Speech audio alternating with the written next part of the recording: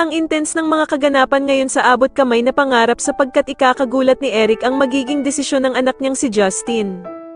Dito nga dahil sa tulong ni Annalyn ay mapag-iisipan ni Justin na gusto niya ding makasama at makilala pa ang ina niyang si Giselle kaya naman ay tatanggapin niya ang inaalok nito sa kanya.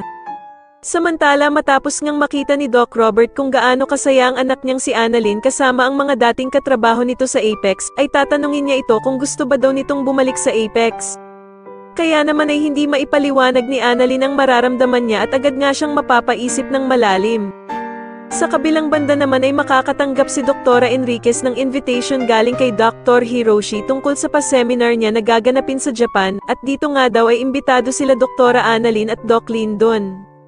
Mapapaisip naman si Doc Carlos tungkol sa invitation na ito at sasabihin niya nga na okay lang sa kanyang ipadala si Doc Lyndon pero pag-iisipan pa nga daw niya kung papayagan niya si Annalyn na ipadala papuntang Japan. Samantala ay makakasalubong naman ni Giselle sila Eric at Justin, at dito nga ay kukumbinsihin niya ang mga ito na wag nang umalis ng Pilipinas.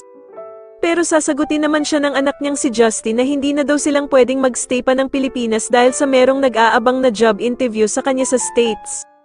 At dito nga ay bigla silang magugulat dahil sa aalokin ni Giselle ang anak niyang si Justin na magtrabaho sa Apex para nga daw hindi na nito kailangan pang umalis ng Pilipinas.